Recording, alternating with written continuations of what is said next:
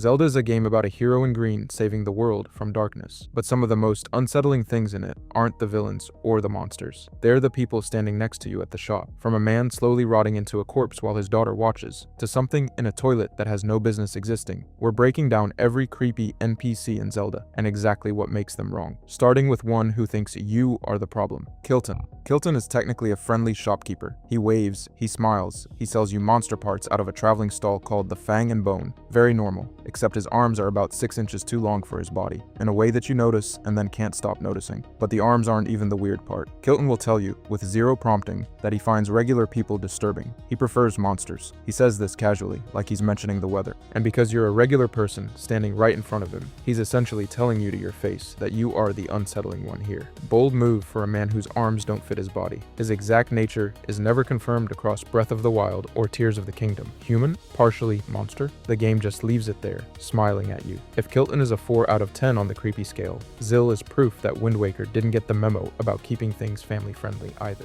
Zill is a kid on Outset Island in the Wind Waker. He's one of Abe and Rose's sons. He hangs around outside, he says a few things if you talk to him, and that's more or less the entire official description of his role in this game. And then you look at his face. The proportions are wrong in a way that's hard to immediately place. Something about the expression sits just outside what you'd call normal. Players consistently clock it without being able to fully explain why, which is kind of the point. But here's the thing, the design alone wouldn't be enough to land Zill on a list like this. What earns him a spot is the specific flavor of unease he generates while doing absolutely nothing. No quest, no threat, no dramatic reveal. He just exists on that island, looking exactly like that, forever. The ambiguity is the whole game here. There's no lore to excavate, no explanation to find, no developer note that clears it up. He's just a child with a face that makes people uncomfortable, and the Wind Waker acts like that's completely fine. The Phonogram Man is coming up next, and he has even fewer answers. Phonogram Man, Majora's Mask, is a game full of characters who are wrong. Wrong in ways you can point to, wrong in ways you can explain, wrong in ways that connect to the moon falling and the world ending, and Skull Kid losing his mind. There's a reason for the wrongness. Most of it, anyway. And then there's Phonogram Man. He's in the southern swamp. He stands there. He makes sounds at you. Not words, not even approximations of words, just musical notation and noise, delivered with the energy of someone who has extremely important information to share. He doesn't. There is no quest. There is no payoff. He has no documented purpose in the game. No arc, no resolution. He just exists there, jerking around with his deliberately uncoordinated animation, communicating absolutely nothing to absolutely no one. Here's the thing. Every other creepy NPC in this game at least has a reason. Kamaro's a ghost. The old lady gets robbed. Even the most obscure characters tie back to something. Phonogram Man ties back to nothing. In a game that took the time to explain why a man is slowly turning into a corpse, nobody thought to explain the musical gibberish guy.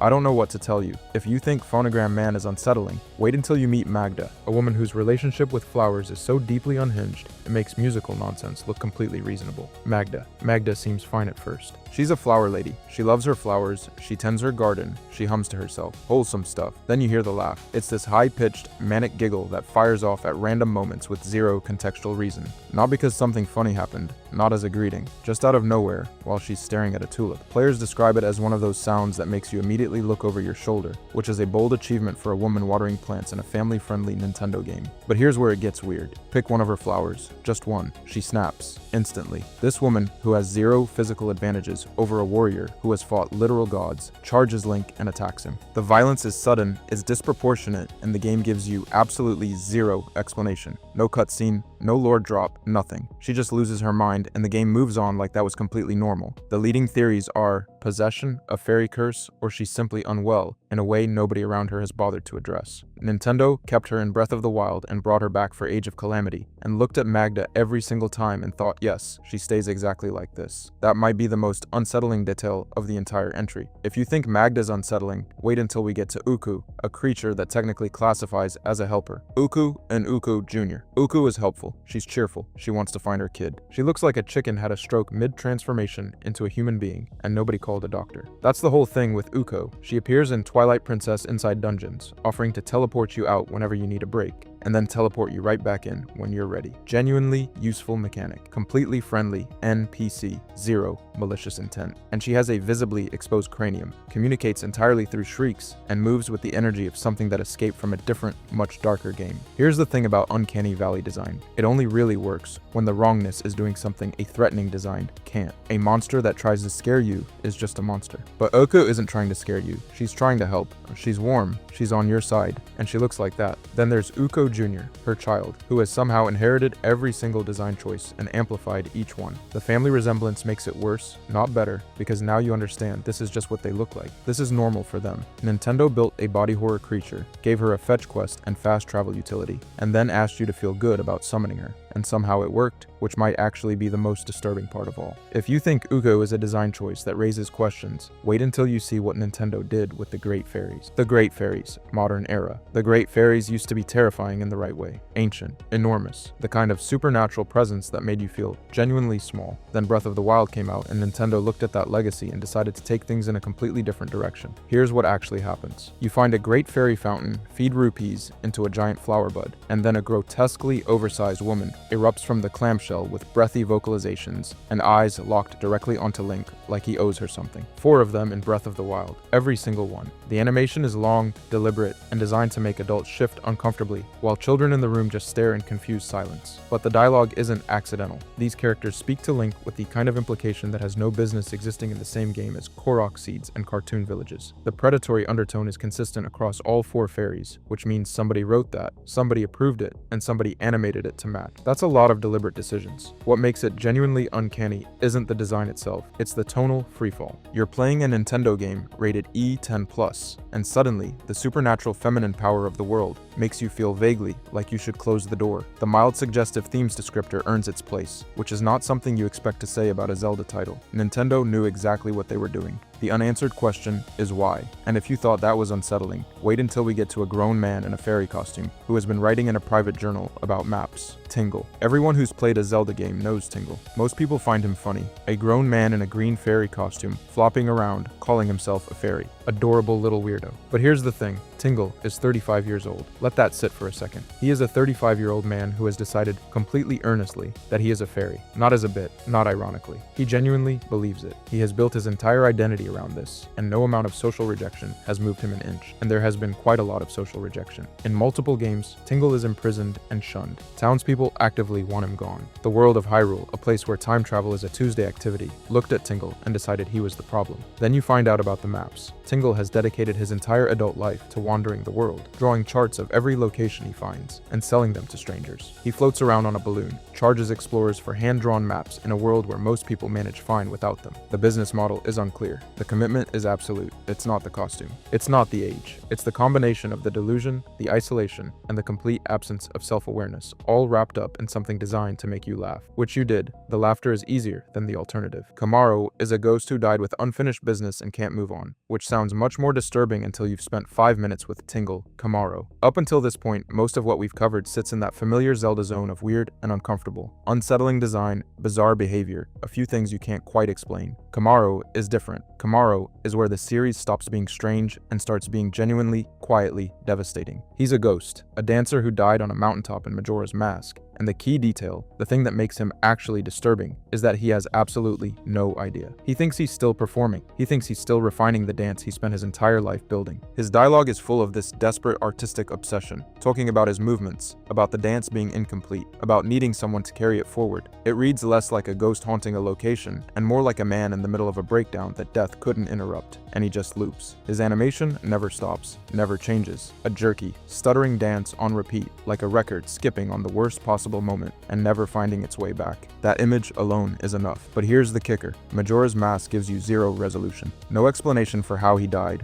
no reason for why he's trapped there, no confirmation that he ever moves on, even after you interact with him. He just keeps dancing on that mountaintop in specific time windows for no one, forever. That's not a ghost story with a twist. That's just grief with a dance attached to it. If you think that's haunting, Pamela's Father is a completely different category of horror, and it's a lot harder to look at. Pamela's Father. Most horror in video games happens to strangers. You watch a cutscene, someone gets hurt, and you move on. Pamela's Father is different because you watch someone you've met, someone with a name and a daughter and a voice, who has already stopped being human. And the only thing standing between him and permanent monsterdom is a song. Here's the setup. The Ikana region in Majora's Mask is cursed. The whole area is a graveyard with pretensions, haunted and rotting, and the curse bleeds into the people people who stay too long. Pamela's father stays too long. By the time you find him, he's already gone. Locked in a closet, transformed into something that sounds like a gibdo, making noises that have zero resemblance to a person who once had conversations, and a daughter who loved him. And that daughter is still there, in the house, alone. Pamela watches over him because what else is she going to do? There's a music box in the house that keeps the gibdos outside at bay, which is the game's version of a solution. It handles the external problem. It does not fix her father. To actually reach him, you have to restore the dried up river nearby, power the music box properly, get past the gibdos, and then play the song of healing directly to him, at which point he becomes himself again, just long enough to give you a mask made from his own transformation, and then the cycle resets, and the whole nightmare starts over. Nintendo put a child guarding her monster father in a closet, in an E-rated game, and made you restore a river just to talk to him. That's not an accident, that's a design decision. Someone approved that. If that somehow doesn't follow you out of the game, don't worry. There's something in a bathroom in Ikana that will the hand in the toilet. Nintendo made an E-rated game for children and put a disembodied hand in a bathroom that grabs you if you don't pay it. That happened. That was a choice someone made in a professional development environment, and everybody else said yes. Here's the thing about the hand in the toilet. There is almost no explanation. Not in any supplementary materials, not in any surrounding dialogue. You walk into a bathroom in the Stockpot Inn in Clocktown, and a severed hand emerges from a toilet bowl and starts making noises at you. That's it. That's the entire context you receive. It doesn't belong to a body. It has no name. Nobody at the inn mentions it. It just lives in the toilet, which is, not ideal. The hand is anatomically wrong, oversized, sickly in color, and communicates through vocalizations that the game never bothers to translate. It wants something from you, specifically toilet paper. If you don't comply, it grabs you. An entity with no origins and no lore will physically seize you in a bathroom if you fail to produce the correct paper product. Cool, but here's the kicker. The hand gives you a piece of heart for complying, so it technically has a gameplay purpose buried inside a side quest, but that almost makes it worse. Nintendo looked at this horrifying severed bathroom hand and decided the appropriate reward structure was a collectible. Your brain is trying to process what this thing is and why it exists, and the game's response is essentially, here's a quarter of a heart container. Good luck with everything. It's just a hand, in a toilet, and a game rated E for everyone. If you enjoyed this video and want to see more, click the video on the screen now. Error. There is a man in Zelda 2, the adventure of Link, who lives in a house in Ruto Town. Walk up to him, talk to him, and he says one thing, just one thing. My name is Error. That's it. That's all he offers. No quest, no context, no follow-up. Just a man who tells you his name is Error and then stands there for the rest of time. Here's the thing. Error is not a glitch. He is not a programming artifact or a sequence break curiosity. He is a fully intentional, deliberately named NPC placed in the game by Nintendo in 1987. The developers named him Error on purpose, which somehow makes it worse. The leading theory is that Error and his counterpart, a character named Bagu in a nearby town, are a joke. Error and Bagu as in error and debug. A developer in-joke buried inside a Nintendo game for the NES, where a human being was assigned the name of a system failure and told to just exist in the world. But here's where it gets strange, because when you meet Error, you don't read the joke.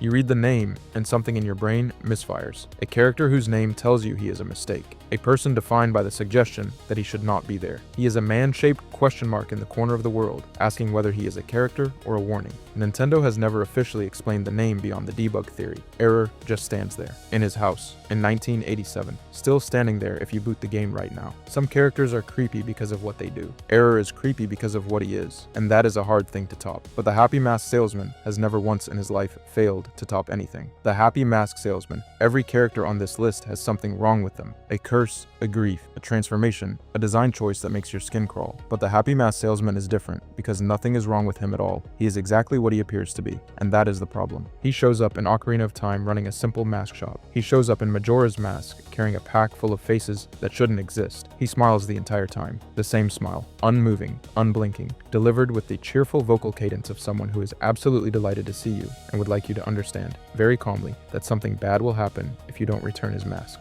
Not a threat, exactly. More of a weather report. Here's what nobody can explain. The salesman knew about Majora's Mask before the game begins. He knew it was stolen. He knew where it went. He knew about Termina, a parallel dimension that most people in Hyrule have zero awareness of, and he traveled there anyway. He appears at the end of Majora's Mask in a location that requires no explanation from the game, because the game doesn't bother. He is simply there, smiling, satisfied, as if everything went according to plan, And that is the part that has kept fans theorizing for over 2 decades. Skull Kid stole the mask. Skull Kid wore the mask. Skull Kid nearly destroyed the world. But Skull Kid was a kid who found something he couldn't control. The salesman is not that. The salesman collected Majora's Mask deliberately, carried it knowingly, and lost it in a way that resulted in the moon almost ending an entire civilization. The question the game never answers is, so what was he collecting them for? Not just Majora's Mask, all of them, the entire pack. Dozens of masks, faces, identities. What does a man who exists outside time, smiles without blinking, and threatens children with pleasant cheerfulness need with that many faces? The game doesn't say, it just shows you the smile one last time and closes the curtain. If you enjoyed this video and want to see more, click the video on the screen now.